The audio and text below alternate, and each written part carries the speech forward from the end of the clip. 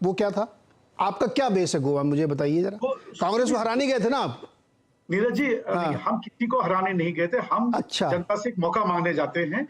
गोवा चुनाव में हाँ। भी अगर आप देखें तो 6 महीने में हमारी काबिलियत ये थी कि हमने हर सीट पे कैंडिडेट दिया, 8% वोट शेयर लिया। जीत नहीं सके, जैसा कि मैंने कहा, जनता जनार्दन है, उस कभी समय भी आशीर्वाद देती है। कांग्रेस ने यही आरोप लगाया था कि आप लोग वहां वोट कटुआ बन के गए थे, सिर्फ कांग्रेस को हराने के लिए गए थे।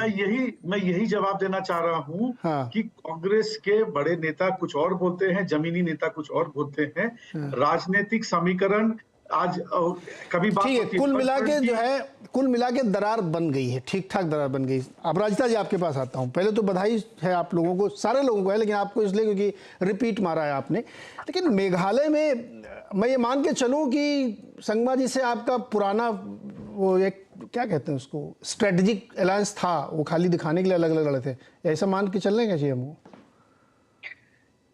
सबसे पहले तो एक शेर के साथ अपनी बातें रखना चाहूंगी। हम्म। कितने नादान थे ये शहर के सारे जुगनू, मिलकर कहते थे सूरज को उगने नहीं देंगे। सूरज भी उग रहा है और सूरज में चमक भी बहुत है। इस बात को ये लोग समझें। और जहां तक कांग्रेस का सवाल है, अन्य विपक्षी दलों का सवाल है, उनके लिए एक शेर है, बेहिसाब हसरतें न पालिए, जो मिला है उसे संभालिए।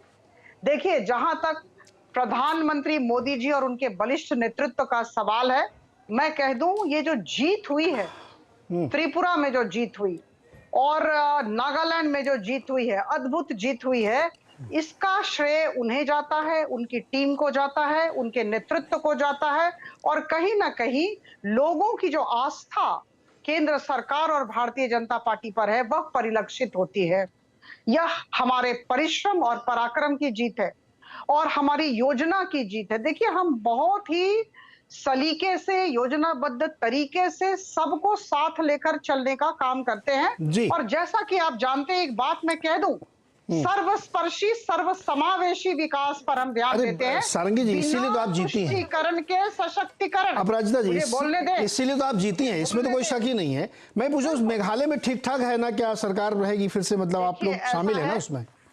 पिछली बार हाँ। हमने एक अन्य दल के साथ लड़ा था, इस बार हम खुद लड़े हैं। आप याद रखें, मेघालय में। और जहां तक वोट शेयर का सवाल है, वोट शेयर कुल मिलाकर उतना ही है जितना था।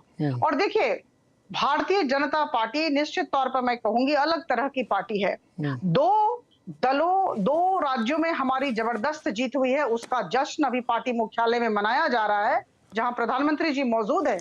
लेकिन हम मेघालय की को लेकर आत्म समीक्षा कल से शुरू करने वाले हैं। ऐसा नहीं है कि हमने खराब प्रदर्शन किया है, 2 सीट थी, 2 सीट है, लेकिन ऐसा है कि हम और भी अच्छा करना चाहते हैं। क्या गलती हुई, क्या भूल हुई, कैसे हम अपने आप को सुधारें। जी। अन्य दलों की अपेक्षा हमारा जो आत्मचिंतन, मंथन और आत्म समीक्षा की जो तरीका है, जी। वो बिल्कुल अलग थलग है।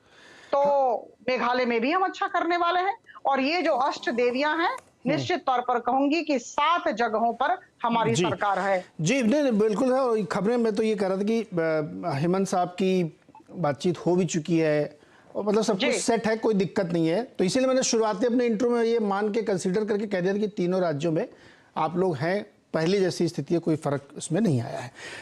सुजाता जी, आप कुछ बीच में इंटरव्यू करना चाहती, छोटा जवाब दीजिए, फिर मैं अपने एनालिसिस के पास जाऊंगा। जी बोलिए। बिल्कुल, देखिए, जब हम मेघालय की बात करते हैं तो हमें भूलना नहीं चाहिए कि पिछली बार जो 21 कांग्रेस के विधायक थे वो कहां पे गए। इसलिए कांग्रेस का जब आप वोट शेयर देखते हैं तो आप ये समझ लीजिए कि हमने 0 से स्टार्ट किया है। और उसका कारण क्या है? भाजपा का तोड़ना। किसी पार्टी को तोड़ के आप ले गए हैं, आपको मुबारक हो, उससे हमें दिक्कत नहीं है। लेकिन इस बार हमने जो यूथ को अपने टिकट्स दिए हैं, वो आने वाले समय पे बहुत अच्छा एक माहौल भी बनाएंगे और कांग्रेस पार्टी को मजबूत भी करेंगे। तो भारतीय जनता पार्टी को अपने हालातों के बारे में जरूर आत्ममंथन करना चाहिए कि आपका संगठन नहीं है वहां पे भी, और इसी कारण से मेघालय में आज आपका ये हाल हुआ है।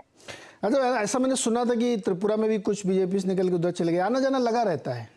ये इससे फाइनल रिजल्ट देखना चाहिए कि जो अच्छा, आप ऐसे बिकाऊ लोगों को टिकट क्यों देते हैं आप? अभी उन्होंने कहा कि हमारे टीएमसी के चले गए थे, तो क्यों टिकट देते हैं आप उनको? रुकिए साहब, अब मैं अपने मेहमानों के पास जाऊँ, एनालिस्ट की बात सुन ली जाए। प्रदीप जी, इस विक्ट्री का क्या संदेश? देखिए, त्रिपुरा की जिक्र मैं आपसे चाहूँगा। कुछ लोग कहते हैं कि त्रिपुरा में जो है हमेशा, या नॉर्थ ईस्ट में हमेशा ऐसा ही कहा जाता है कि जिसकी केंद्र में सरकार होती है वो जीत जाता है। खड़गे जी की एक बाइट सुनाई, कांग्रेस के अध्यक्ष साहब ने इस बारे में कुछ कहा। मैं अपनी कोई बाइट सुनाता हूँ, फिर उसके आगे उस पर आपका कमेंट चाहिए। डॉक्टर साहब चलाइए, खड़गे साहब की बाइट चलाइए। Usually,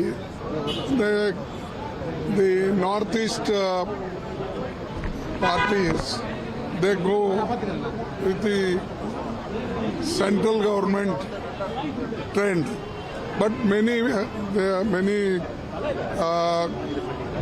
leaders are committed to national politics. They support Congress, they support secular parties, they support democracy and constitution. Such people, they feel that Congress with alliance should come forward to form the government. अब इसमें एक मन में ये उठता है कि जब इससे पहले माणिक सरकार की सरकार थी त्रिपुरा में 30 साल तक, तब कौन सी सेंट्रल में गवर्नमेंट थी, तो क्यों नहीं बदली थी वहाँ पे?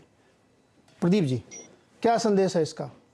नहीं नीरज जी, देखिए ऐसा है कि ये बात मल्लिकार्जुन खड़गे जी की सही है कि केंद्र में जिसकी सरकार होती है, जो क्षेत्रीय दल हैं पूर्वोत्तर के, उनका झुकाव उस दल की ओर होता है स्वाभाविक रूप से।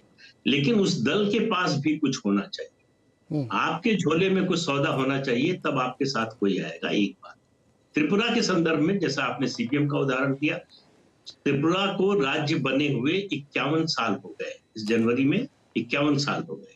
51 साल में से 46 साल कांग्रेस और सीपीएम का राज रहा हुआ। उसके बाद 46 साल बाद एक पार्टी आती है जिसका विधानसभा में कोई सदस्य नहीं, और उसका वोट शेयर 1% भी नहीं है मुश्किल से। वो आती है, चुनाव लड़ती है और सीधे जो है 36 सीटें जीत जाती है। अब इस चुनाव पर आइए, एक 6 महीने पहले एक नई पार्टी बनती है, टिपरामोथा, वो आती है और नंबर 2 बन जाती है। तो जो त्रिपुरा की बात है, वहां बीजेपी और सीपीएम के बीच में एक आइडियोलॉजिकल जो है लड़ाई भी थी। दोनों विचारधारा पर आधारित पार्टियां, दोनों कैडर बेस्ड पार्टियां। वहां बीजेपी का दूसरी बार जीतना, ये बीजेपी के लिए एक बहुत बड़ी विक्ट्री है, खासतौर से लेफ्ट को देखते हुए और लेफ्ट और कांग्रेस के अलायंस को देखते हुए। तो लेफ्ट और कांग्रेस के मिलने के बाद भी आप हालत ये देखिए कि लेफ्ट को जितनी सीटें पिछली बार मिली थी उतनी भी नहीं मिली। कांग्रेस को लेफ्ट का वोट ट्रांसफर हुआ ऐसा लगता है, लेकिन कांग्रेस के पास कोई वोट नहीं था जो ट्रांसफर कर सके सीपीएम को। इसलिए इस अलायंस का नुकसान हुआ सीपीएम को, फायदा हुआ कांग्रेस को। तो त्रिपुरा में सरकार बनना ये भारतीय जनता पार्टी की बहुत बड़ी उपलब्धि है नॉर्थ ईस्ट की दृष्टि से अगर देखें। और नॉर्थ ईस्ट के 7 राज्यों में से 4 में भारतीय जनता पार्टी का अपना मुख्यमंत्री है, 2 राज्यों में सहयोगी दलों के साथ है। लेकिन ये जो उपलब्धि है, इसके बरक्स अगर आप देखिए तो मेघालय में मेरा मानना है कि भारतीय जनता पार्टी को बड़ा सेटबैक लगा है। ये ठीक है कि उनकी 2 सीटें थी, 2 सीटें हैं, पहली बार शायद वो 60 सीटों पर लड़े। बात ये नहीं कितनी सीटों पर लड़े, बात ये है कि उन्होंने कैंपेन का मुद्दा क्या बनाया, वंशवादी राजनीति और उसके अलावा जो है भ्रष्टाचार, वो मुद्दा उनका क्यों नहीं चला मेघालय में, ये भारतीय जनता पार्टी को सोचना चाहिए। आज जिस पार्टी के खिलाफ आपने कैंपेन किया कि ये सबसे भ्रष्ट पार्टी है, उसी के साथ आप फिर जाने को तैयार हैं, तो आप किस तरह का उदाहरण प्रस्तुत कर रहे हैं इसके बारे में भी सोचना चाहिए। लेकिन इतना तो है कि नॉर्थ ईस्ट में भारतीय जनता पार्टी का वर्चस्व स्थापित हो गया है। अरुणाचल, मणिपुर, असम के बाद अब त्रिपुरा है जहां दूसरी बार सरकार आई है बीजेपी की। तो इस दृष्टि से देखें तो आप कांग्रेस एक जमाने में जिस स्थिति में हुआ करती थी उस स्थिति में भारतीय जनता पार्टी पहुंच गई है। और कांग्रेस तो लड़ने से पहले ही हथियार डाल दिया।